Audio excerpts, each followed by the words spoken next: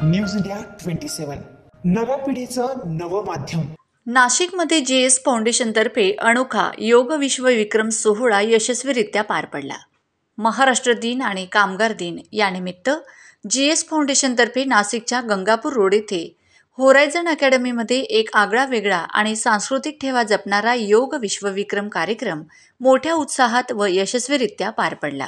या कार्यक्रमाचे विशेष आकर्षण म्हणजे शेकडो महिलांनी पारंपरिक नऊवारी साडीत वीरभद्र सण सादर केले।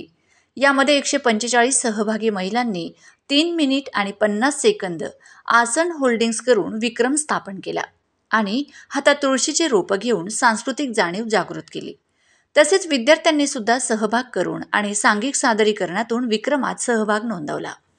कार्यक्रमात वैयक्तिक योग रेकॉर्ड्स, सांघिक सहभाग आणि भारतीय परंपरेला आधुनिकतेशी जोडणाऱ्या अनेक उपक्रमांचा समावेश होता।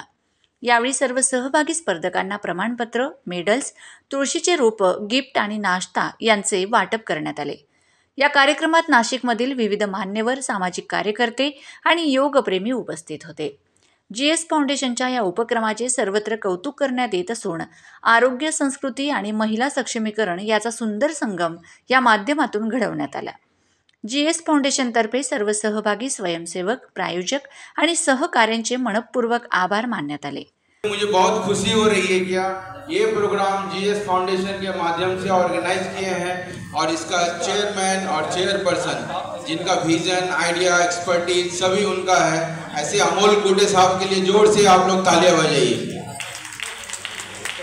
वो भविष्य में भी ऐसे प्रोग्राम हमेशा आयोजन करते रहेंगे और जितना आज तारीफ की जाए उतना कम है। 100 लोगों के लिए रजिस्ट्रेशन उन्होंने अप्रूवल लेके आया और अप्रूवल लेने के बाद नोबेल प्राइज की ऑर्गेनाइज की है और सभी महिला मंडल जिन्होंने इतना तैयार होकर के नौवारी साड़ी महाराष्ट्र दिन के उपलक्ष्य में पहन के आए हैं, मैं सभी को कांग्रेचुलेशन और अभिनंदन करता हूं ये प्रोग्राम में ज्वाइन करने के लिए। मैं आप लोगों को बता दूं, ये साड़ी कोई सादा साड़ी नहीं है। मैंने इसके बारे में पढ़ा है। इसमें दोनों चीज मैस्कुलिन एंड फेमिनिन दोनों पावर दिखती है। जब आप ये साड़ी पहनते हैं, एक पावरफुल नारी जैसे झांसी की रानी थी वैसा दिख के आता है। ये अर्धनारीश्वर का फॉर्म माना गया है, जो नीचे से जैसा लोग धोती पहनते हैं वैसा है और ऊपर से स्त्री लोग जैसा पहनते हैं। Means you are always ready to take a challenges and convert into the result. ये आप लोग जितना मेहनत कर रहे हैं, आज प्रभु की कृपा से ये प्रोग्राम अच्छा हो, आप सभी को नोबेल वर्ल्ड रिकॉर्ड मिले और आप सब लोग हमारे संस्था से हमेशा जुड़ी रहे, ये आशा और अपेक्षा करते हैं। और ऐसा ही आयोजन हम लोग अलग अलग एजुकेशन, वुमेन एंटरप्रेन्योरशिप, अपन एंटरप्रेन्योरशिप, एजुकेशन, ये सब में अलग अलग इवेंट होता है। सभी इवेंट में आप लोग हमेशा के लिए जुड़िए। कोई भी आदमी को छोटा मोटा अगर कोई तकलीफ है तो जरूर कनेक्ट होइए। हम जहाँ तक होगा, फर्स्ट टाइम ऑर्गेनाइज कर रहे हैं, हम अच्छी मदद करेंगे और कनेक्ट करने की कोशिश करेंगे। आज नासिक में ये अवेलेबिलिटी अमोल जी द्वारा किया गया है और उन्होंने एक ही कंसेंट लिया, हम अच्छा ऑर्गेनाइज करेंगे, तो मैंने उनको हामी भरी, यस ऑफ कोर्स, लेकिन अच्छा करना है, किसी को हमारी वजह से त्रुटि नहीं होनी चाहिए, दिक्कत नहीं होनी चाहिए। तो छोटा मोटा कोई तकलीफ भी होगा, please take this in positive note और फिर हम नेक्स्ट टाइम करेक्ट भी करेंगे एंड होप सो किसी को हमारे से तकलीफ नहीं होना चाहिए। अगेन मैं सभी स्पॉन्सर्स जिनकी वजह से ये आयोजन हो सका, ऐसे सभी स्पॉन्सर्स का मैं थैंक यू बोलूँगा। उन्होंने समय दिया, इंडस्ट्री के सभी लोग, और हमारे एक वर्ड बोलने पे सपोर्ट किया है।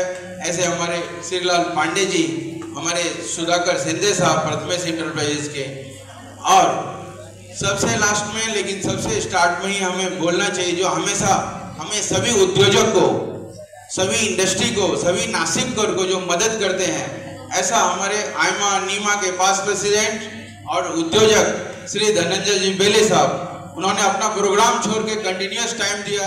रिक्वेस्ट करता हूं कि सब लोग जोर से क्लैप कीजिए उनके लिए।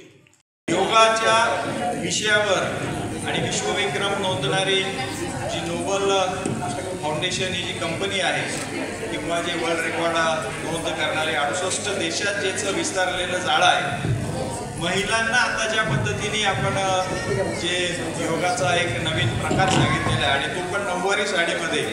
आता मागाशी हर्षदने सांगितलं की आपल्या महाराष्ट्राची संस्कृती, देशाची संस्कृती, परंपरा या जपण्याचं काम जर खऱ्या अर्थानं करत असेल तर ते महाराष्ट्रातलं सर्वात प्रमुख शहर हे आपलं नाशिक आहे.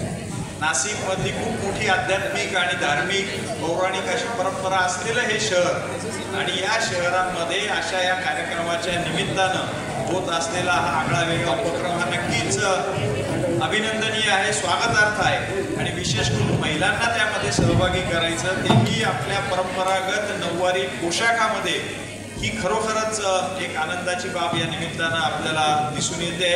आणि महाराष्ट्रीयन माणसांकडून किंवा महाराष्ट्रीय माणसाकडनं प्रेरणा घेऊन कोण कोण या जगामध्ये पुढे गेले.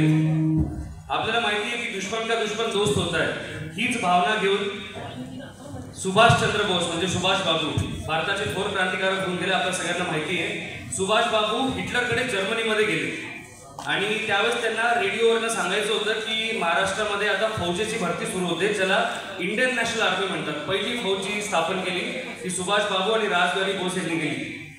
तर त्यावेळेस ते जर्मनीमध्ये गेले आणि हिटलरची मदत मागायला गेली की तुमच्या रेडिओवरनं आम्हाला भारतीय लोकांना एक संदेश द्यायचा आहे की तुम्ही या फौजेमध्ये भरती करा. तर ते गेले. त्यांना हिटलरनी बर्लिन रेडिओवरनं त्यांनी तो संदेश देण्याचा त्यांना चान्स दिला. सुभाष बाबूंनी तो सगळ्यांना संदेश दिला आणि संदेश देऊन त्यानंतर सुभाष बाबूंनी इच्छा व्यक्त केली की मला आता हिटलरला भेटायचं आहे. तर हिटलरने परवानगी दिली आणि सुभाष बाबू हिटलरला भेटायला गेले आणि विचारलं की तुमचा जर्मनी सारखा एवढा छोटासा देश एवढा संपूर्ण मोठा युरोप खंड जिंकायला निघाला कसं काय? आमच्या देशावरती 100 वर्षापासून हे इंग्रज लोक राज्य करतायत आणि आम्ही काहीच करू शकत नाही. तुमच्यापेक्षा तर आम्ही 10 पटीने जास्त आहोत. तर आम्हाला त्याच्याबद्दल तुम्ही कल्पना द्या काय? तर हिटलरने त्यावर सुभाष बाबूंना म्हणतात 2 मिनिटं पुस्तकचं शेवटचं पान वाचतोय आणि ते पान वाचून तुला याचं उत्तर देतो, कॉफी पी तोपर्यंत. तर सुभाष बाबू एकदम असे ॲरोगेंटली बघायला लागले की अरे मी एवढा मोठा थोर क्रांतिकारक देशातून आलोय आणि हा माणूस मला बसवून ठेवतो, अशी कशी काय याच्यामध्ये माज आहे? तर हिटलरला ते म्हटले की तुम्ही लवकर आवरा, मला लवकर भारतात परतायचंय.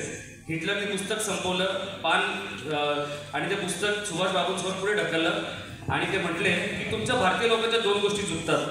पहिले तर अँझायटी, की प्रत्येक गोष्ट करण्यामागे तुम्ही एवढा ओव्हर कॉन्फिडन्स, एवढे अँक्शियस असतात की मला आत्ताच्या आत्ता ही गोष्ट झालीच पाहिजे. तसं करू नका. आणि दुसरी गोष्ट म्हणजे तुम्ही भारतीय तुमची स्वतःची संस्कृती विसरतात. ते बोलून त्यांनी ते पुस्तक पुढे सरकवलं आणि सांगितलं की सुभाष बाबू, मी जे पुस्तक वाचतोय ते दुसरं कुठलं पुस्तक नाही तर छत्रपती शिवाजी महाराजांचं चरित्र वाचतोय. हा कार्यक्रम म्हणजे केवळ योग सादरीकरण नव्हे तर एक सामूहिक जाणीव आणि अभिमानाचा क्षण ठरला.